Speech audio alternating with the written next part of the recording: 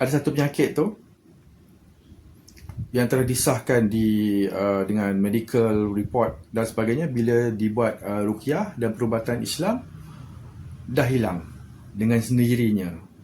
Jadi kadang-kadang perkara tu memang kita pun terfikir gangguan yang macam mana.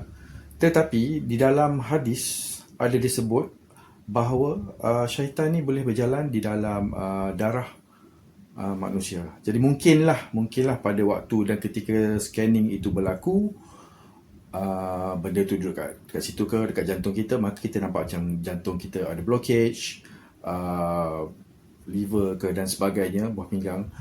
Cuma kita tak bolehlah katakan disebabkan cerita saya ni ke apa benda, anda kata semua itu jebon. Kadang-kadang mungkin bukan jebon pun, memang physical dan medical condition yang betul.